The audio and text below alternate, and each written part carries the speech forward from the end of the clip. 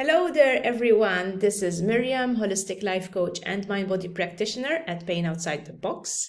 And in this week's video, I'm going to explain to you why meditation or somatic tracking doesn't work for everyone. Now, for those of you who are not aware, somatic tracking is a kind of meditation or process whereby you observe your symptoms and you try to introduce a little bit more acceptance towards the symptoms. So it's a process whereby you get really curious about your pain, for example, instead of trying to ignore it or instead of feeling like you need to get rid of it. And instead, you observe the pain with a certain amount of curiosity. And the idea behind it is that when you actually feel the pain, when you actually introduce an element of curiosity, this will help shift the previous emotions of fear, helplessness, frustration that you might be feeling towards your symptoms. So it's a way of training yourself to be a little bit more accepting of the symptoms, a little bit more okay with the symptoms. So this takes some practice, because if you've been having terrible symptoms for years and suddenly someone told you that you now need to sit down and just get curious about the symptoms, it's going to be hard, but it's a process.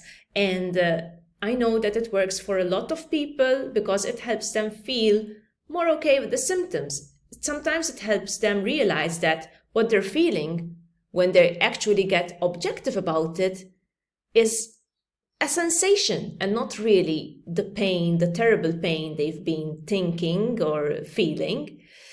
The thing is this: when we perceive symptoms as terrible or agonizing, when we add these adjectives, we are sending a signal to the brain that these symptoms are really dangerous. They really shouldn't be there. We really don't want them. And when we're sending the signal, the pain can only amplify, because the brain believes whatever you say, okay? If you say to the brain, this pain, this niggling pain is terrible, you are going to experience an intensification in the symptoms, because first of all, you are focusing on the symptom, adding this label, this judgment to it, and our perception actually affects our feelings, our bodily sensations. So in a nutshell, that's what somatic tracking is, okay?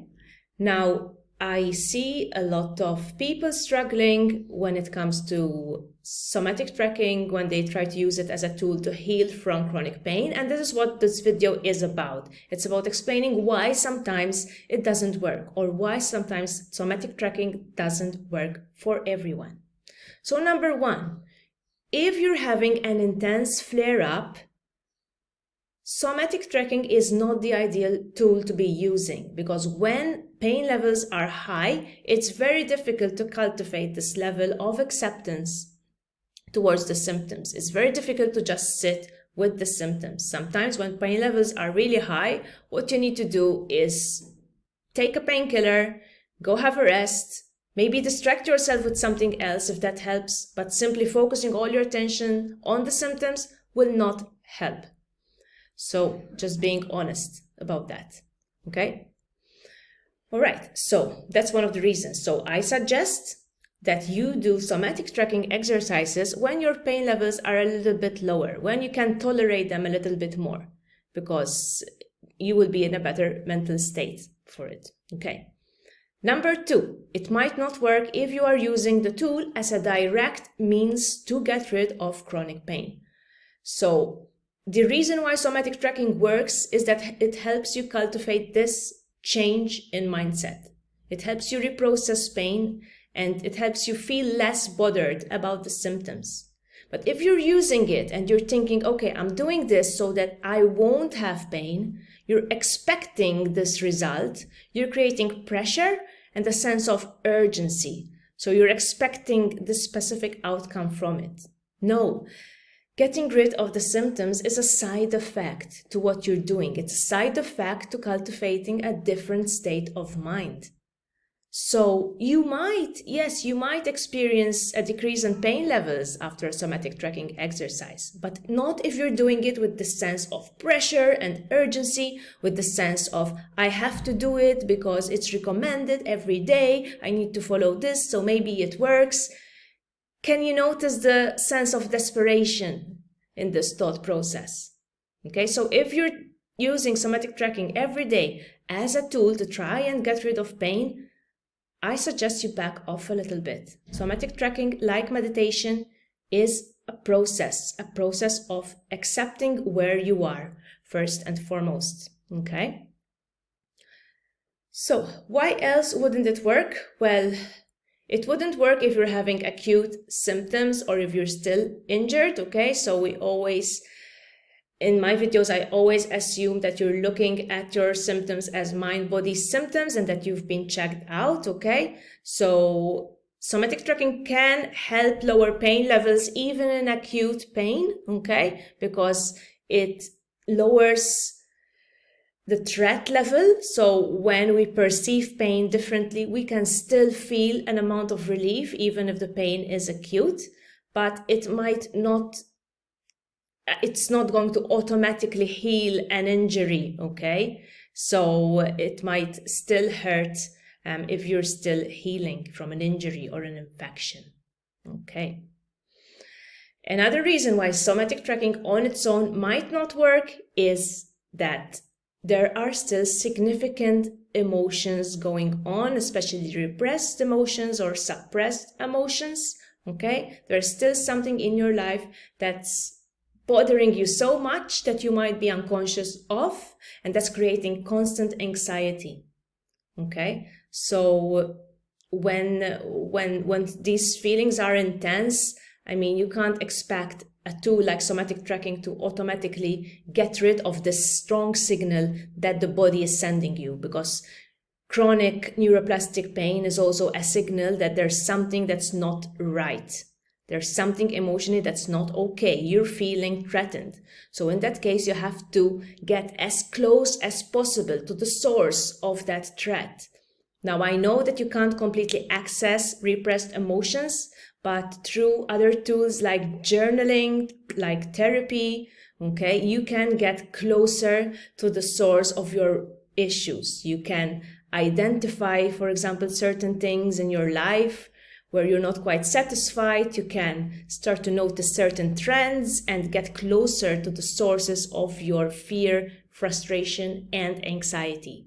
So I don't like the idea of using somatic tracking only as the only tool for healing from mind-body syndrome, when we know that there are so many other things going on typically, okay? But it can really help if the main source of your pain is your own reactiveness to the pain, is your own fear of the pain. Because it could be that the pain started during a really stressful, sad time in your life. You feel that you're quite over that, or things have changed in the meantime, but in the meantime you've become so scared of the pain itself or of the symptoms themselves that you cannot accept them, that you resist them, okay? And this is where somatic tracking can really help. Okay, what else? Yes, the final reason why somatic tracking might not do the trick for you is that internally you don't believe that you can heal from mind-body syndrome. So this might be due to a doubt. You still doubt that there is something else that's terribly wrong with you that they haven't found out about you, or you still think that maybe a diagnosis you've had, like a herniation or something that's not quite right with your body, or fibromyalgia, is causing the pain. So you feel that, you don't fully believe that you can heal, okay? You don't fully trust the fact that your body can heal from these symptoms. So in this case, there's a conflict, okay? Part of you believes that the symptoms are neuroplastic, okay, and that your brain is recreating them in the body, but part of you believes that there's something wrong that you can't overcome. So in that case, you're stuck with this conflict, and the stronger belief will always work, okay? So always watch what you are believing and thinking about the origin of your pain. You might still be holding on to something someone said to you, could be a friend, could even be a doctor. Maybe someone scared you, so someone told you never to do that activity again, or to be careful when you're doing this activity. So when that fear is strong, we call it the nocebo effect, okay? So when you're still scared to use your body in a normal way, okay? You're still scared of generating symptoms, okay? That fear then takes over. Then somatic tracking is not enough. So you still have to recognize that fear first. You still have to recognize those patterns of thinking, those patterns of behavior that are in conflict with the TMS approach, okay?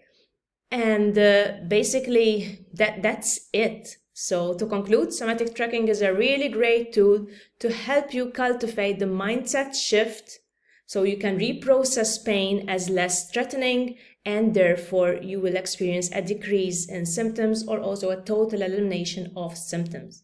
But there are other things and tools you might need to work on for somatic tracking to have the best effect on you, okay? And this is why I always recommend a holistic approach to chronic pain. That is why in my own sessions with clients, we look at all the possible causes of pain. We look at sources of life dissatisfaction. We look at significant stressors.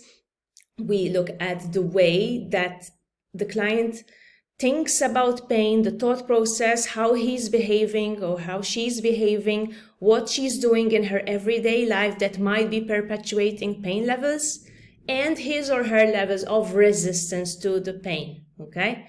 So, as I said, this mindset shift requires a holistic approach. That said, if you enjoy somatic tracking, keep doing it. Feel free to check out my other YouTube video where I have a somatic tracking exercise or other somatic tracking exercises on YouTube. There are plenty of them, and take it as a practice.